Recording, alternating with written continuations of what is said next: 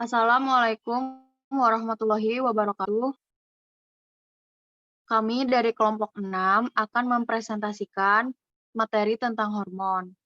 Kelompok terdiri dari Agnes Deasa Putri, Siti Fatimah Tujaro, Malihatin Indraningsih, Tasya Novita, Rizka Olivia, dan Revi Alvira Putri.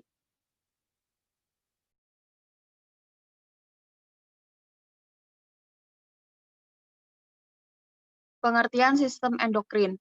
Sistem endokrin adalah sistem yang bekerja dengan perantara zat-zat kimia, hormon, yang dihasilkan oleh kelenjar endokrin. Kelenjar endokrin merupakan kelenjar buntu sekresi interna yang mengirim hasil sekresinya langsung ke dalam darah dan cairan limfa.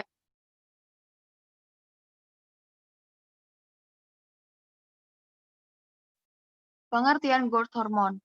Growth hormone adalah hormon polipeptida terdiri dari 191 asam amino dengan berat molekul 22.000 yang disintesis oleh sel somatotrof di pituitari anterior. Hormon ini disekresikan secara pulsatil dengan rata-rata frekuensi 13 kali per hari. Puncaknya terjadi pada malam hari selama tidur pada fase gelombang lambat. Kadar serum normal seharian umumnya kurang dari 10 Ng per mili dan tertinggi pada masa pubertas. Next. Fungsi growth hormone yaitu mempercepat proses pertumbuhan khususnya pada anak-anak. Kekurangan growth hormone. Kadar hormon pertumbuhan yang terlalu sedikit di masa kecil dapat menyebabkan anak tumbuh kurang dari normal atau dwarfism. Dwarfism adalah kelainan bawaan sejak lahir yang ditandai dengan pertumbuhan tulang yang lebih pendek daripada umumnya. Ukuran tulang yang pendek ini dapat terjadi pada tangan, kaki, atau bagian tubuh lainnya. Kelebihan growth hormone. Yang pertama, kadar hormon pertumbuhan yang terlalu tinggi pada anak-anak dapat menyebabkan gigantisme. Gigantisme adalah gangguan pertumbuhan yang menyebabkan anak-anak tumbuh sangat tinggi dan besar, sehingga terlihat seperti raksasa. Lalu yang kedua, kadar hormon pertumbuhan yang terlalu tinggi pada orang dewasa dapat menyebabkan akromegali. Akromegali adalah kondisi langka yang terjadi ketika tubuh memproduksi hormon pertumbuhan terlalu banyak, sehingga menyebabkan jaringan lunak dan tulang tumbuh secara berlebihan dan lebih cepat. Next.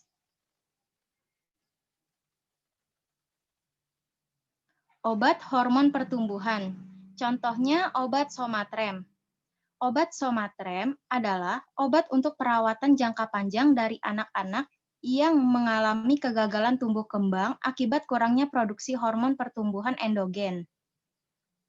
Indikasi untuk defisiensi atau kekurangan hormon pertumbuhan pada anak yang dapat membantu pertumbuhan anak. Kontraindikasi, retinopati diabetik, sindrom Prader-Willi pada anak-anak, epipis tertutup, hipersensitivitas, keganasan aktif, dan penyakit kritis akut. Dosis harus disesuaikan dan diberikan oleh spesialis, maksimum 0,1 mg per kilogram, 3 kali seminggu. Dosis total seminggu 6-7 kali pemberian. Respon lebih baik bila obat diberikan tiap hari. Next.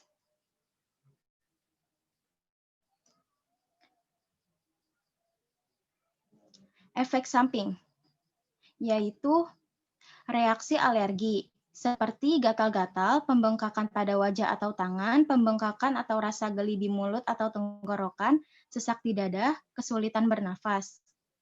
Kedua, penglihatan buram atau perubahan lain pada penglihatan. Ketiga, nyeri pinggang atau lutut, rekat. Keempat, meningkatkan seberapa sering dan banyak Anda buang air kecil. Kelima, meningkatkan rasa haus atau meningkatkan rasa lapar. Keenam, sakit kepala tidak beralasan, mual, dan muntah. Cara kerja. Pertama-tama, mengalir melalui pembuluh darah menuju ke organ hati. Di dalam hati, human growth hormone dirubah menjadi IGF-1 atau insulin-like growth factor 1. Lalu masuk melalui peredaran darah pula. IGF-1 dialirkan ke seluruh organ-organ yang ada di tubuh manusia. Dan growth hormone merangsang produksi IGF-1 di tulang, yaitu tulang rawan. IGF-1 inilah yang bertanggung jawab untuk memelihara seluruh organ-organ di dalam tubuh manusia. Cara pemberian obat ini dapat diberikan melalui injeksi, subkutan, atau intramuskular. Next.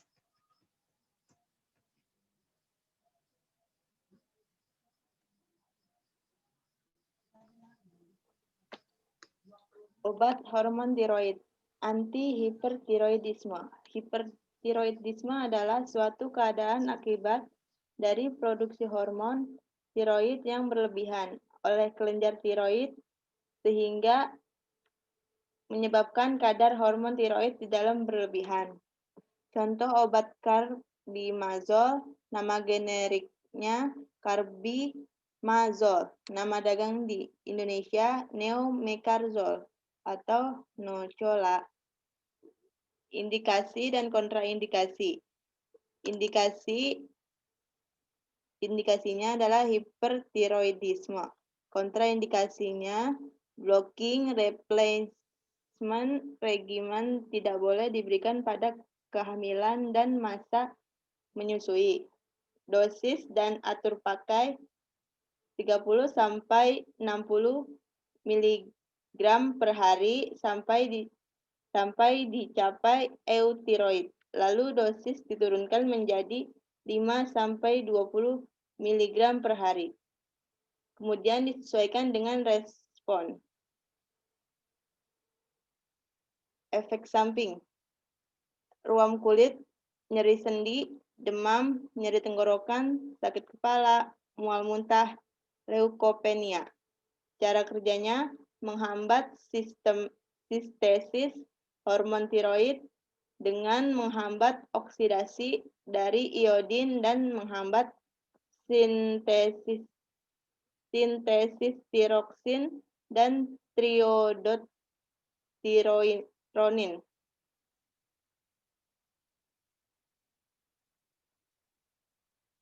Obat hormon estrogen, contoh obat Estreva. Kandungan dan komposisi Estreva adalah ekstra 0,1 gram, distradiol hemihidrat 0,10125, etanol 45 gram.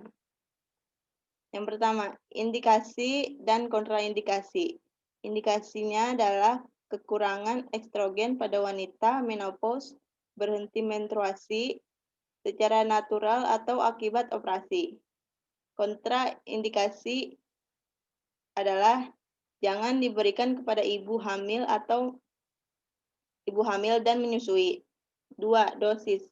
Rata-rata 1,5 gram geli setiap hari. 3. Efek samping. Perasaan tidak enak pada dada, pusing, keluarnya cairan pada puting susu. 4. Cara kerja. Membantu dalam proses pemberian hormon estrogen pada wanita yang sudah mau selesai menopause. Next. Dalam tubuh manusia, ada 7 kelenjar yang termasuk kelenjar endokrin. Yang pertama, kelenjar hipofisa atau kelenjar pituitari. Kelenjar pituitari ada di dalam otak, tepatnya di bawah hipotalamus, atau juga disebut dengan master gland. Yang kedua itu kelenjar tiroid. Kelenjar tiroid terletak di leher, di depan trakea. Kelenjar tiroid merupakan kumpulan dari ratusan bahkan ribuan sel seperti bola dan hormon tiroid disimpan di dalamnya. Yang ketiga yaitu kelenjar paratiroid. Kelenjar paratiroid adalah 2 pasang kelenjar kecil yang tertanam di setiap sisi permukaan kelenjar tiroid. Yang keempat kelenjar pankreas atau bisa disebut dengan Langerhans, pankreas yang menghasilkan berbagai hormon yang mengendalikan metabolisme glukosa tubuh. Yang kelima itu ada kelenjar adrenal. Kelenjar ini berbentuk bola menempel pada bagian atas ginjal. Keenam itu kelenjar ovarium yang kita tahu ada di hormon wanita. Ini dikeluarkan oleh indung telur atau ovarium yang berperan dalam perkembangan seksual kehamilan dan menstruasi wanita. Yang ketujuh itu kelenjar testis. Testis adalah organ reproduksi khusus pada pria. Biasanya kelenjar ini menghasilkan hormon testosteron. Next. Nah, untuk penyakit diabetes mellitus adalah suatu penyakit metabolik yang diakibatkan oleh meningkatnya kadar glukosa atau gula darah.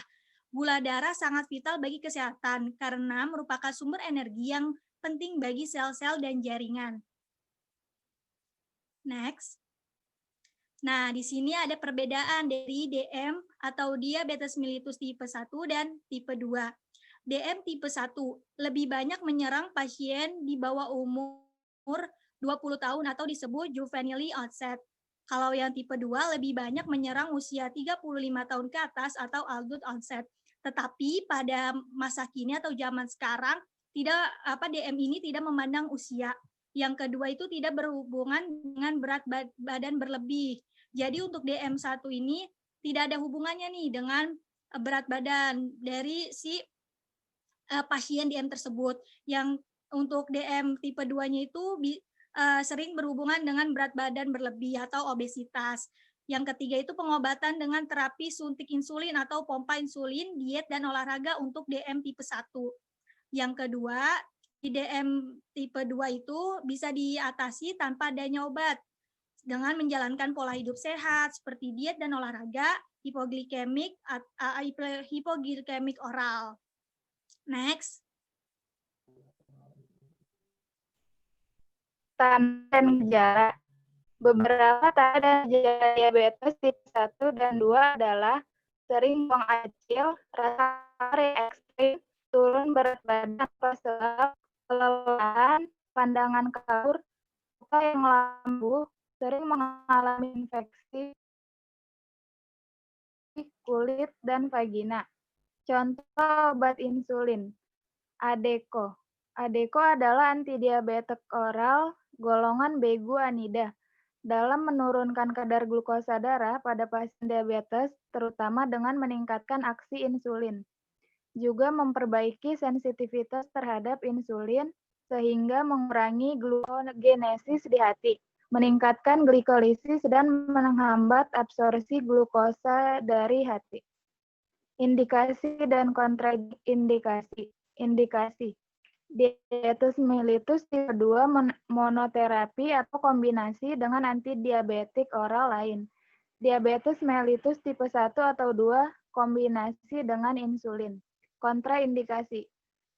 Koma diabetes, ketoasidosis, kerusakan ginjal, penyakit luar kronik, gagal jantung, alkoholik, hipoksia, shock, dan kehamilan.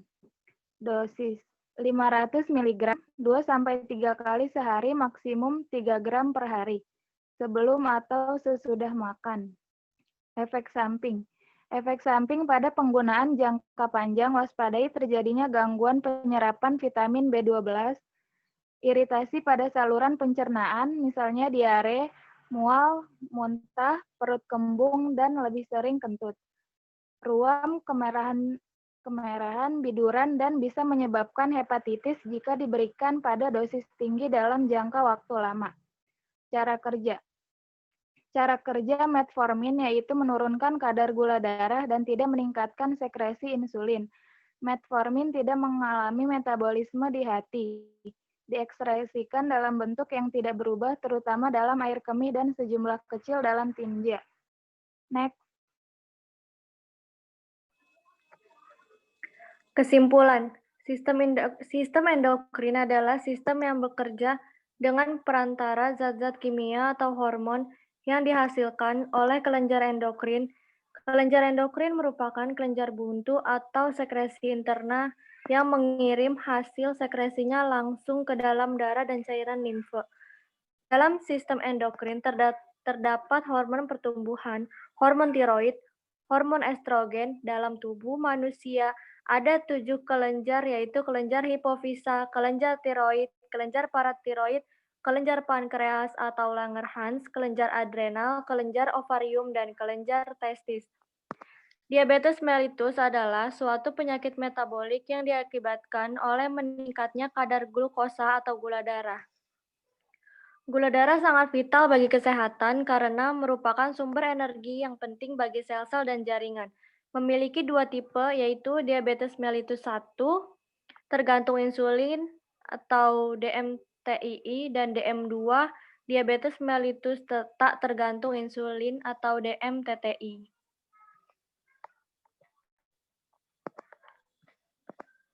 Referensi dari Setiadi 2007, Anatomi dan Fisiologi Manusia, Ciptaan Graha Ilmudiana, Surabaya. Sherwood, tahun 2001, Fisiologi Manusia dari Sel ke Sistem, 2 ed. EGC, Jakarta. Goodman, H.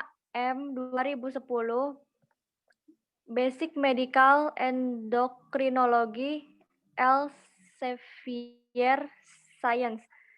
Price S. tahun 1994. Patofisiologi, Konsep Klinis, Proses-Proses Penyakit, Jakarta, Buku Kedokteran EGC. Bennett P. Epidemiology of Type 2 Diabetes Mellitus in Leroy et